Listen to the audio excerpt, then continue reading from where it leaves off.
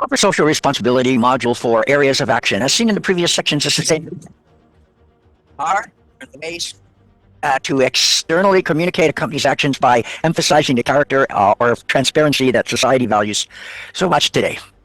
These reports collect results that companies have obtained from three variables: the financial, the environmental, and the social. Financial measures profitability, not only referring to profit, but also assessing the sustainability of the business and the human capabilities available to that company. The environmental level, at this level, the aim is to minimize risk and avoid environmental impact. It is about measuring the impact of a company's products and its operations, as well as how it handles emissions and waste. The social level presents the actions carried out according to the expectations of society as toward the company. It deals with aspects such as ethics and gender diversity, work hours, salary, workers' safety, and the contribution of that company to community service and facilities. These three levels make up the triple account of results. They will help us to study different spheres of action in the CSR regarding human rights, socio, labor rights, and the environmental rights, among others. However, before looking into detail at which areas and how a company works to be socially responsible to society, it is important to note that during the last few years, a series of very significant guidelines for action have been emerging in this area, promoted by several international organizations. Some of the most recurrent are the United Nations Global Impact, GRA Sustainability Reports, the ILO Conventions, the OECD Guidelines for Multinationals, and the SA 8000 Standard. These norms and the sources of CSR verification will be studied later. We should also highlight the EFQM model of business excellence of the European Foundation of Quality Management, which originating in 1989 was revised and updated in 2000.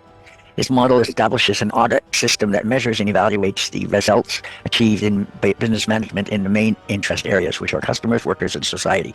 In addition, it also studies the types and qualities of the actions developed to achieve these results.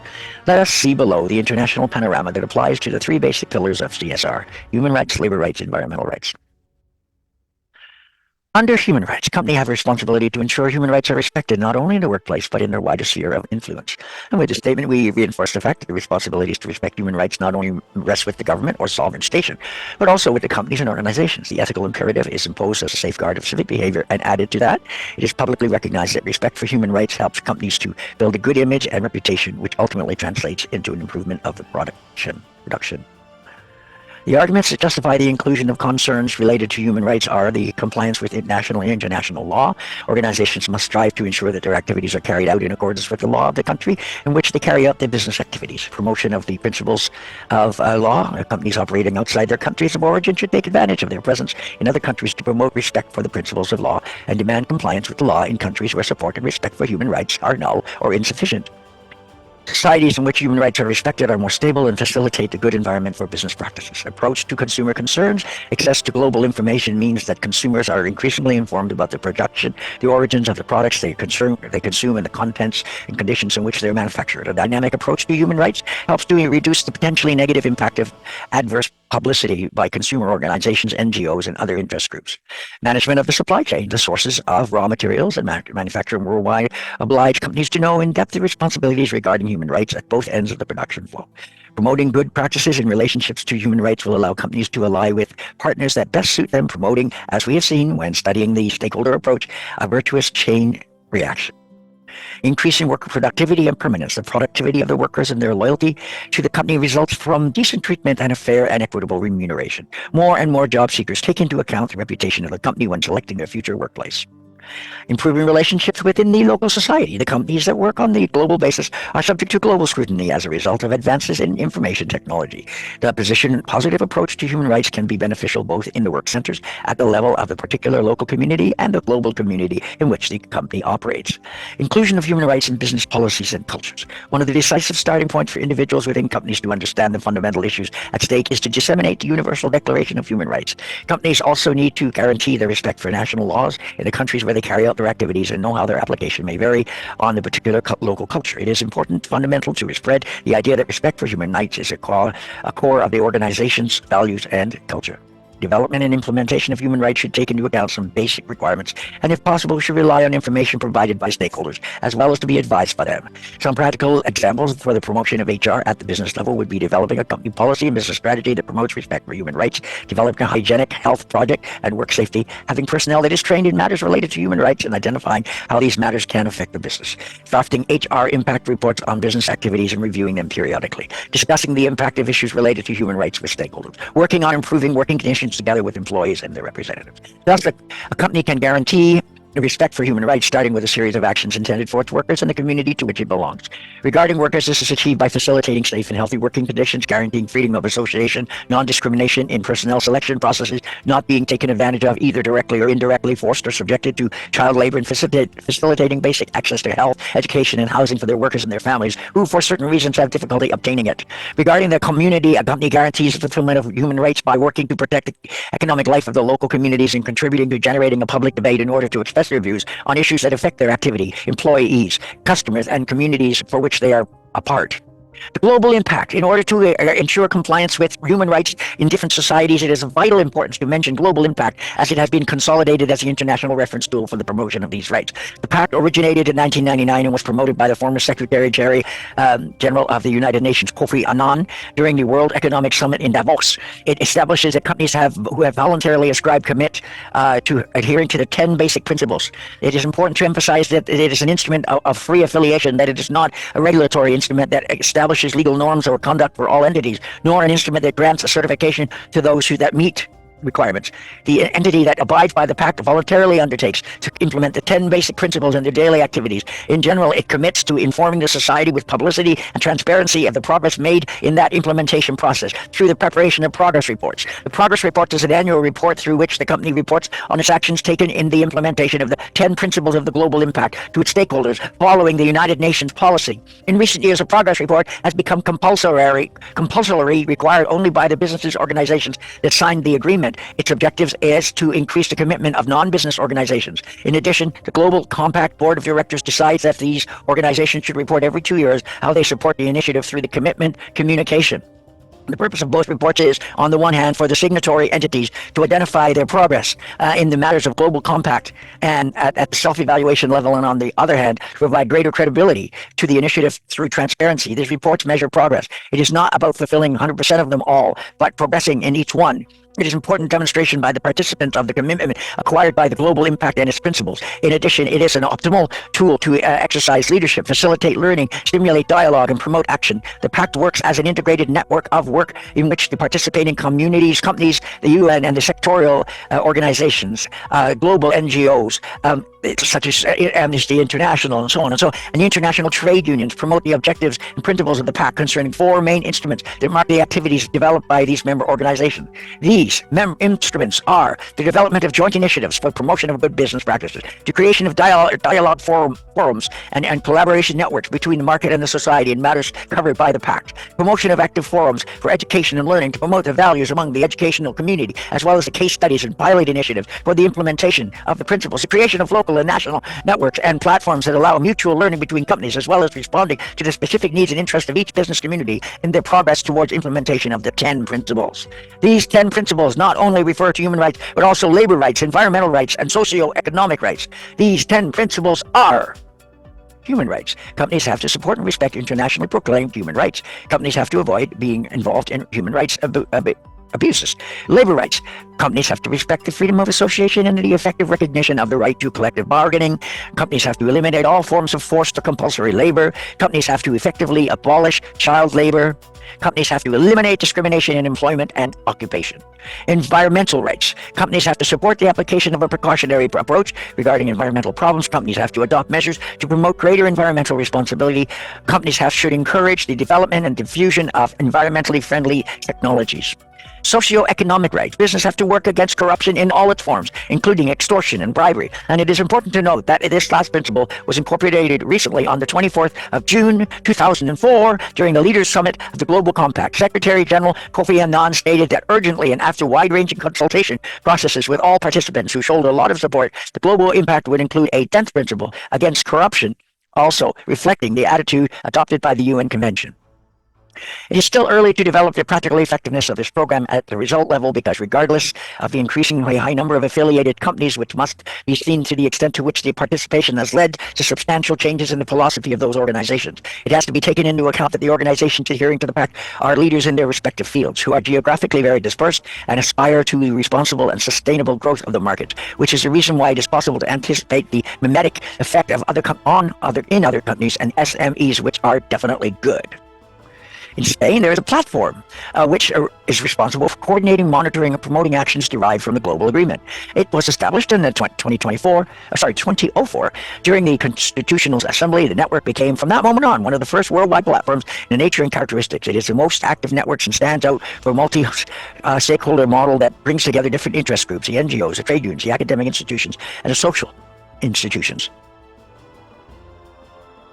Here are the goals: supporting and promoting the disseminating of incorporation of the 10 principles in the strategic vision of the companies and their daily operating practices. Organizing activities from interactive groups of companies based on experiencing or participating entities. It is intended that the progress is achieved in an interactive way, oriented towards the adoption of measures that facilitate the progress to the members of the association, holding dialogue forums to address issues in which the company, together with the NGOs and other stakeholders, make recommendations aimed at achieving a meaningful change, making companies, UN agencies, the labor world, NGOs, governments, and community groups collaborate to create and execute projects that promote the principles and benefits, especially to those in need. Being transparent about what signatories are doing for each of the principles of the global impact through the progress report.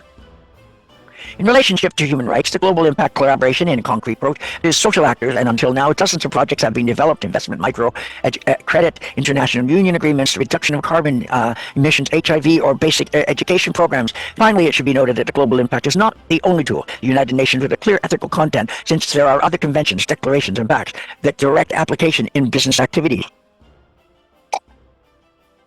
Universal Declaration of Human Rights, the International Covenant of Economic, Social, and Cultural Rights, International Agreement on Civil and Political Rights, Conventions of the Rights of a Child, Basic Principles of Use of Force and Weapons by Security Forces, the Rio Declaration on Environmental and Sustainable, Declaration of Fundamental Principles and Labor Rights, Principles of Multi-Action Companies and Set Agreements, the Social Balance Manual, the Millennial Goals.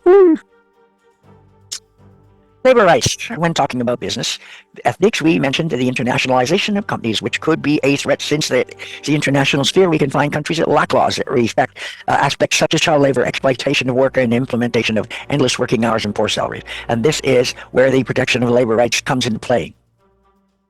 The ILO, in reference to labor rights, the basic reference for measuring the minimums of CSR in labor terms of the Convention of the World Labor Organization.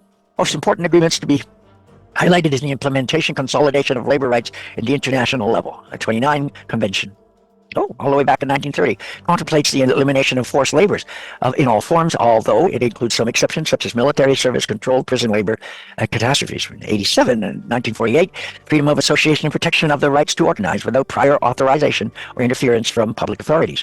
1949, the right to organize and collective negotiation, also extending the right of effective protection. 1951, equal remuneration between men and women for equal work. And 1957 contemplates the abolition of forced labor, prohibiting it as a measure of political educational coercion or as a disciplinary measure. 1958, the elimination of discrimination in the workplace due to race, sex, and religion. 1973 sets the minimum age for work beginning at 15 or not lower than age at which the compulsory education ceases. However, as can be seen in the chart with Fernando Navarro Garcia's book, there are some exceptions.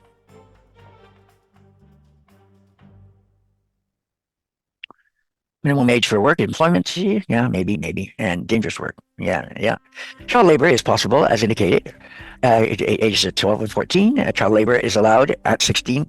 Hazards for providing the health, safety, and moral of adolescents are guaranteed, and that they have prior training in a convention of 1999 on the worst forms of labor, including forced military recruitment, slavery, prostitution, pornography, and other illicit activities. This agreement contemplates Convention 138 and is ratified by 130 countries, constitute a number of ratifications and a number of members of the ILO. It's important to say that these agreements have not been signed by all members of countries of the ILO, and even if they have been violated on many occasions. Here are significant examples from the textile sector. Lack of union freedoms. In Indonesia, Adidas fired some of the workers for striking. In Vietnam, Nike used corporal punishment on workers who made mistakes.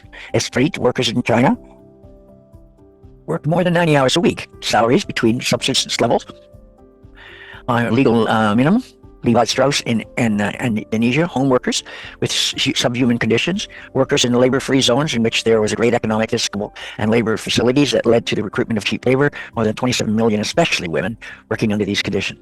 Now we come to the international CR, human resource management. Starting with the definition of Canada in this sector, we will see all the actions that are included in what we call internal CSR. We will study all those actions and activities that are inherent to the specific activities of the company and that affect its closest and most direct interest groups, which are its employees. The range of activities aimed at the company's employees is enormous, and news emerging every day. Here are examples. Respect human rights with decent working conditions that promote occupational safety and hygiene and human and professional development work. It is essential not to treat the worker as a productive instrument or a passive receiver of instructions. The company must pay salaries, respect working conditions that allow people to live with dignity, avoid injustice and discrimination, respect privacy, and provide adequate training for the correct execution of the tasks required for the job. Continuity of the company and its sustainable growth, continuing generating wealth with useful projects and services, but maintaining and creating jobs without losing competitive advantage is essential. This forces the company to establish a dynamic of continuous evolution, generating new activities and taking into account always shortening the product cycle. Strict compliance with laws, regulations, norms, and customs, respecting the contracts and commitments acquired. This legislation provides a framework for economic relations to develop. Respecting the principles of action and customs of places is essential for full integration into environment. In no case may the regulations of the original country of the company be breached, taking advantage of that absence of the adequate regulatory framework in the company of destination. Equitable distribution of wealth generated among those who contribute to creating it in their activity. Fairness in the distribution of added value requires complying with labor contracts with the legal obligations, as well as paying fairly for those who provide work and capital. It would be a socially irresponsibility to delay the payment of wages and debts and take advantage of them for one's financial own gain, offering quality of life at work and reconciliation of personal and family life. Encouraging initiatives, autonomy, and creativity in work. As Adam Smith said, the routine drowns the spirit. That is why companies should promote teamwork, support new forms of work organization based on participatory models, and pay as much attention as possible to the ideas and suggestions that the workers themselves can provide. Provide a stable environment seeking employment relocation instead of inside or outside the company in the face of temporary problems. According to an AMA, American Management Association, staff cuts and job insecurity leads to lower benefits and lower productivity, facilitating the labor insertion of an injured person. It is responsible and illegal to fire a person when they are on leave due to a labor accident or illness. Encouraging continuous training to ensure qualification, intellectual growth, development of the company, and future employability. This is an essential activity, especially in companies located in developing countries, since this facilitates and promotes a generation of human capital in the country itself. Flexibility to meet specific needs, such as wage advances and flexible hours for important reasons. Internal communications, as we have seen. It is essential to provide transparent information about the company's situation and future prospects in order to avoid the informal transmission of communications, rumors, word of mouth, with the insecurity and the lack of clarity that these channels pose. Recognizing success or professional achievements with an adequate evaluation or development policy. Addressing and expressing banishing bad practices such as moral harassment or mobbing, discrimination based on sex, race, religion, bribes, corruption, among others. Managing diversity, multicultural training, and expressing policies and internal communications. Facilitating part-time work for people who need it. Flexible working hours and enjoying annual vacations, economic benefits for workers such as wage advantage without interest, aid and incentives for the training of the worker or their children, aid for personal pension plans, discounts on products, services, and businesses in the community, aid for school-age children, or for maternity, aid for meals outside of the home, facilitating travel to work, or providing aid, housing assistance, especially when change of municipality is required, and providing legal advice, promoting and even facilitating means of personal health care for the workers, regardless of the work they do, providing information and means for the enjoyment of cultural activities, promoting and facilitating the participation of workers in solidarity programs to help the community and corporate volunteering, creating a pleasant working environment by organizing collective celebration outside of the work activity itself. Regarding real data on aspects relating to decent working conditions and compliance with the principles included in the ILO conventions, we learned that in 2011, 80.8% of the companies had safety and hygiene projects for their employees' programs. As for business plans that allow reconciliation between work and family life, 59.8%. And 57.8% of Spanish companies favored the integration of women in leadership and management positions, and 53% carried out plans for promote of equal opportunities. Now, regarding the creation of good working environment, as well as the implementation of measures to achieve it, we see that 48% proceeded to implement these measures. 43% carried out activities to support socially disadvantaged groups, although only 25% favored the recruitment of immigrants. Internal CSR and other stakeholders. In the previous sections, we have seen some practice and actions intended for the company's workers. However, we must also take into account the rest of the interest groups that a company has. In this way, it is important to name and know what activities and good practices can be performed by the company for these interest groups. Some examples of labor court actions are facilitating employment and economic activity in the local or regional communities in which the company is based. Providing products and services to contribute to a more human and stable social environment. Facilitating the integration beyond the regulatory requirements of social groups to enter the workforce, such as people with disabilities, immigrants, ex-prisoners, people over 45, single mothers, ex-combatants and guerrilla members, drug addicts, and ethical or social groups discriminated against, personalized, or stigmatized. Cooperation with the local suppliers for a better quality of service and greater professionalism. Advising and helping the local communities. Cooperation with the academic and research communities, thus contributing to the improvement of the socio-economic environment through which the training of students of professional and university training, development of joint action research projects, and teaching in the universities, schools, and institutes, helping in the process of spreading the values of a new company culture based on promoting human rights, social labor rights, and respect for the environment in those countries where they are not known or neglected, possibility of political and media lobbying. Conflict prevention, support for pacification and or post-war rehabilitation through programs of insertion of ex-combatants, building trust, getting involved in mutually beneficial projects for communities previously in conflict. Participation in local and regional development. In this case, and based on real cases, in 2011, FORECTA reports reflects that 27.8% of the Spanish companies have carried out an educational project, 23% of cultural projects implemented in the local community, 16% of sports projects, technical assistance, and the aid and cooperation projects developed by the local international NGOs. In 2011, according to the data of the FORECTA group, 14.5% of Spanish companies carry out voluntary and cooperation programs with the NGOs. Philanthropy, sponsorship, and patronage of artistic and cultural activities in favor of the community. Labor, international standards. Social accountability. Social accountability is a certificate standard oriented towards working conditions developed by a company and more specifically towards the fulfillment of the ILO conventions. It is an international standard on the workplace and the follow-up processes created in 1998 by Socially Accountable International, Social Accountability International, with the aim of helping companies to develop and manage social responsible behavior in their own facilities and suppliers. SAI, formerly known as the Council Accreditation Agency on Economic Priorities, is a non-profit, non-governmental organization created in 1997 to develop and verify voluntary standards of CSR, particularly regarding labor laws. This organization is composed of a committee that brings together experts from unions, companies, and NGOs. Its work is basically focused on the management of the following aspects: child labor, forced labor, health and safety, freedom of association, right to collective bargaining, discrimination in the work area, disciplinary measures, working hours maximum of 48, remuneration control systems, including the control of suppliers and subcontractors. At the level of CSR, it is worth noting that it is a global process of implementation in companies, which involves an audit and granting of certificates. In addition, and once said concession is obtained, semi-annual follow-ups audits will be carried out. It should be pointed out that SA 8000 is not a certification or CSR or ethics, as it is often believed, although it does include a very important aspect such as labor rights, which constitutes one of the three pillars of CSR, together with sociopathic rights and environmental rights. Secondly, the Ethical Trading Initiative is, Ethical Trading Initiative, Ethical Trading Standard, and alliance of companies, unions, organizations, and NGOs in Great Britain that have committed themselves to encouraging the use of good labor practices throughout the implementation and the use of the EDI code. Its main objective is to ensure the working conditions of employees and companies that supply goods to British consumers meet the and improve the international standards. The EDI code consists of a total of 9 main and secondary aspects. Here they are.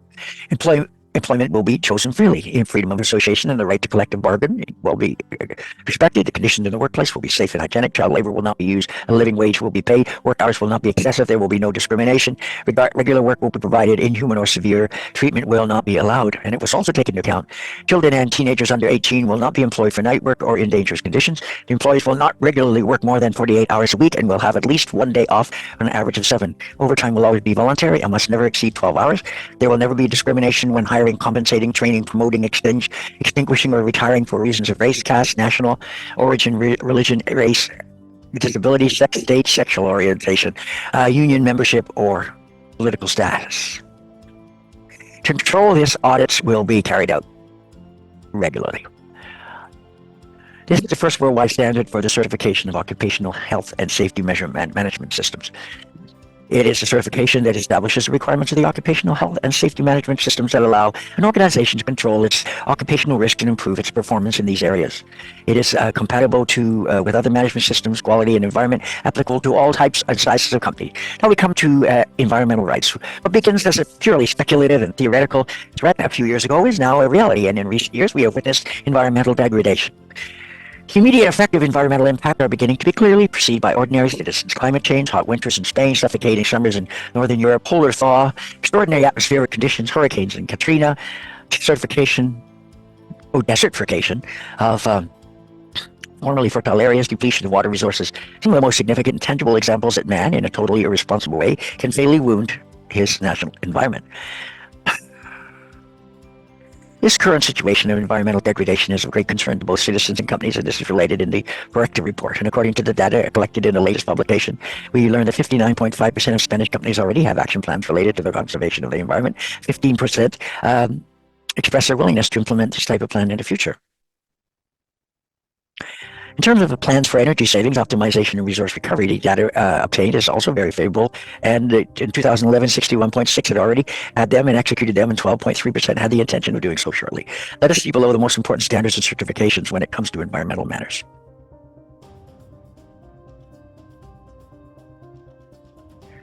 It is a certifiable standard. Oh yes, the ISO 14001. Certifiable, managed by the International Organization of Standardization, ISO, of course, heard of them. It originated in 1993 when, after great success and acceptance of the ISO 9000 standards dedicated to quality and management thereof, the European Committee of ISO Standardization agreed with the ISO to work together to develop and implement a series of standards dedicated to environmental management. Applications of all types and sizes of organizations, the standard established a basic requirement to implement and manage environmental controls for company and its environment. When evaluation whether a company is socially responsible to the environment and following the rules, the following factors are taken into account: atmospheric emissions, water discharges, waste, soil pollution, use of raw materials and natural resources, other local environmental issues that affect the entire community. Now we come to the EU Eco-Label. A seal or label was created in 1992. It is an important part of the community policy, voluntary instruments to help companies and consumers to improve their performance in environmental terms. The EAS is one of the tools included in the Community Action Plan for Sustainable Production and Consumption and Sustainable Industrial Policy of the European Union, and has the support of the environmental authorities of the European Union and the member states. Its main objective is the promotion of creation of products that can reduce adverse environmental effects compared to other products in the same category. And in this way, they contribute to the efficient use of resources and the creation of high level of environmental protection. This objective is achieved by providing consumers with guidelines and accurate, clear-cut, and scientifically based information about these products. In addition, the following objectives of the EES should be highlighted: developing a policy promoting clean products, promoting the assessment of the environmental impact of products during their life cycle, making consumers and users familiar with less harmful alternatives from the environmental point of view, promoting improvements in its management of waste and old landfills, promoting an investigation of less polluting techniques that leads to innovations within the marketplace. It is a Type 1 label, and the following characteristics: it's voluntary labeling. Its objective is to identify and promote organic products. It is established by product categories. It is based on multiple criteria through the life cycle of the product. Criteria established by the independent body that does not intervene in the market. Application is controlled by certification and audit processes. Finally, it is important to note that the labeling system is not applicable to food, beverages, and medicine. Categories to which it does apply is paints, varnishes, interior varnishes, refrigerators, washing machines, dishwashers, personal computers, electric light bulbs, textiles, t-shirts, mattresses, footwear, detergents for clothes, kitchen paper, toilet paper, paper for copies, tissue paper, land amendments.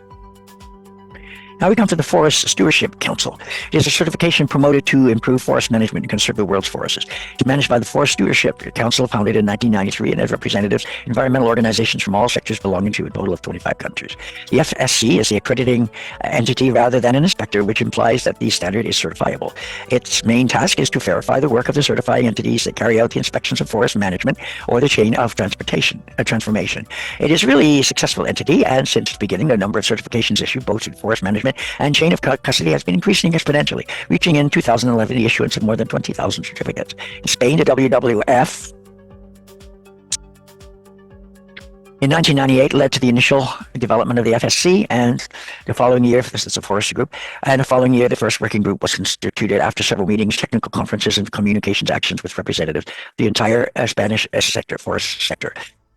2004, with the support of effort of entities and people, it finalized its first standards ever, which were approved at the beginning of 2006 by FSC International after review. More than a decade of work, the Spanish forestry managed to involve representatives of all interest groups and became one of the socio-economic certification systems of the reference for forest owners. Leading companies in the market, public administration, and citizens. And now we come to CERES, Coalition of Environmentally Responsible Economies. CERES principles, previously known as the Valdez Principles, are a corporate code made up of the environmental behavior models created by the Coalition for Environmentally Responsible Economies, a league of investors, public pension trustees, foundations, workers, unions, and environmental, religious, and public interest groups. Here's what the principles are: protection of the biosphere, sustainable use of natural resources, reduction in deposition of waste, energy conservation, risk reduction, secure products and services, environmental restoration, information to the public, management commitments, completion of audits and reports. Now we come to other SCSO international agreements and standards, CSR. Apart from the regulations and principles we have seen, there is a multitude of standards and recommendations worldwide that aim to regulate certain business ethics guidelines in different aspects: environmental, human rights, labor rights. Let us see what some of these conventions and regulations are. Guidelines for multinational enterprises, international investment. Multiple enterprises approved in 1976 with the aim of facilitating direct investment among the OECD members. It's just a whole series of non-binding recommendations of the member states to multinational companies, which contain voluntary principles for responsible business conduct in line with the policies and laws of the company in which they operate. These guidelines cover the entire spectrum of operations carried out by multinationals: issue of employment and labor relations, fundamental labor standards, health and safety, working conditions, and training. As a matter of related to ethical conduct, such as the fight against bribery, protection of interests of consumers, and the fair price marketing environment. The Tripartite Declaration of Principles Concerning Multinational Enterprises and Social Policies. Principles established in this universal tool, which was adopted in 1997, offer a whole series of guidelines for multinational companies, governments, employers, organizations, and trade unions in areas such as employment, equality of opportunity, and security in employment, training, working conditions, and labor relations, which includes wages, benefits, minimum age of work, health and safety standards, freedom of association and collective bargaining, consultation, review of formal complaints, and conciliation of labor disputes. At a legal level, this declaration is not binding and does not require prior acceptance of its application. In order to see its multinational companies, governments, and employees and workers' organizations enforce what had been agreed on in the declaration, a series of examinations are periodically carried out. ILO Declaration of Fundamental Principles and Rights of Work. And this declaration, 1998, added to in the 1995 World Summit. This applies a renewed political commitment on the part of the member states to respect and fulfill the following labor rights: freedom of association, right to collective bargaining, elimination of forced labor, abolition of child labor, fight against discrimination. This declaration is not subject to ratification and is applicable to all members of the ILO. The ILO requires all member states to submit an annual report indicating their progress in promoting the principles stated in the declaration.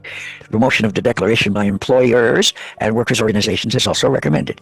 In addition to the Director General of the ILO should present a general report every year, which will distinguish the countries that have ratified the conventions and those that have not, and that will also focus on the different trends and needs worldwide. Now we come to Amnesty International.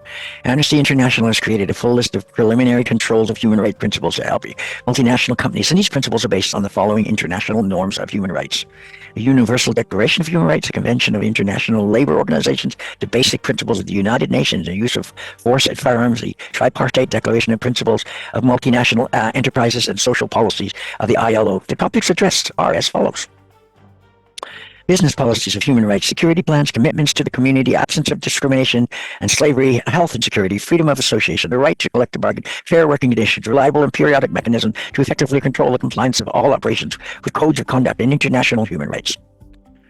Now comes the standard proposes 5 fundamental elements for the effective approach to the corporate social responsibility by companies and organizations, which are the identification and selection of relevant and substantive norms and principles, techniques to engage in a broad spectrum of stakeholders, the process and system that ensures the effective operation of CSR commitments and objectives, as well as measurable and verifiable results.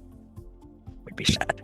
The techniques for verifying progress towards the commitments and objectives of the CSR, the techniques for writing a report, as well as public and stakeholder communications.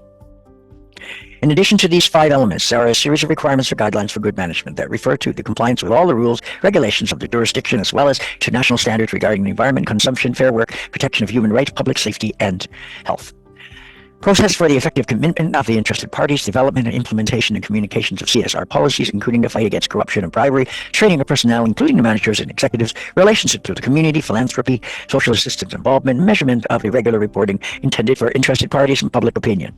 Now we come to AA 1000. The Accountability is a professional, international, and non-profit institute dedicated to the promotion of social, ethical, and general responsibility in organizations. It is organized by the Multi-Stakeholder International Council that brings together representatives of the business world, the field of research, NGOs, and consultants. In 1999, this institute presented AA 1000. A tool developed and designed to improve the performance of accounts and the functioning of organizations through the integration of stakeholders in the decision-making process and the daily activities. Its main objective is to assist an organization in the definition of indicators, objectives, and goals, the measurement of progress with respect to these goals, the audit, and the performance report, and establishment of feedback mechanisms. In this way, a framework of reference is provided for organizations which can use to understand and improve their ethical functions. It also helps others to judge the validity of the ethical claims. Now we come to fair trade and ethical trade. There are 2 concepts here. Despite looking identical, they have very different practices. The first one, fair trade, refers to the operations and commercial practices whose objective is to support marginalized producers in developing countries, thus improving their access to the market, guaranteeing fair prices and stable income, providing direct and advance payments. The principle it defends are the following. Producers are part of the cooperatives and organizations and operate democratically. The child exploitation is abolished. Equality between men and women is defended. Work is done with dignity, honoring human rights. The price paid for the product allows decent living conditions. Buyers usually pay in advance to avoid producers looking for other ways to finance themselves. Quality and ecological productions are valued. Respect for the environment is of great importance. The way to avoid intermediaries between producers and consumers is sought. Consumers are informed about the origins of the product. Fair trade applies mainly to agricultural and handicraft sectors, where small-scale producers normally live in isolated rural areas and do not produce enough quantities to be able to export them directly. The products that come from these practices are made available to consumers through alternative commercial organizations such as Oxfam or Setam, which identify and choose products directly from small producers and cooperatives, which they then import and mark as specialized points of sale. It is important to mention that these products are labeled by certification bodies specialized in fair trade that certify that the production chain respects the basic principles of this type of trade. Now, regarding the second term, ethical commerce refers to the community company's activity to seek to improve their ethical, environmental, and social responsibilities to promote the human rights and decent working conditions in the local supply chain. In these activities, ethical commerce covers issues such as labor rights, both for direct workers and for worker suppliers, respect for local communities and rights of indigenous people, recourse to the security force, fights against corruption and bribery, protection of the environment. Now, when it comes to work, ethical commerce relies on instruments such as the codes of conduct and monitoring, auditing, and certification of compliance with these codes by suppliers and production facilities. This work is done for the same company or through a specialized consultant or a third-party organ. Now we come to the Roundtable Business Principles. The Cox Principles originated in 1986 and were established by Frederick Phillips, former president of Phillips Electronic, and Oliver Gestan, vice president of INSEAD. The purpose of creating these principles was to reduce the growing tensions in international trade. Currently, the table for the Cox Principles is made up of leading businessmen from Europe, Japan, and the United States. As with most CSR standards, Cox Principles are focused on socio-economic and social, labor, and environmental aspects. Now let's have a look at the main lines of work. Reduction of socio-economic threats to international peace and stability. The responsibility of companies must go beyond their shareholders. The impact of the companies go beyond the literality of the law. They must generate trust, support of multinational trade, respect for the environment, prevention of illicit operations. Here endeth this lesson.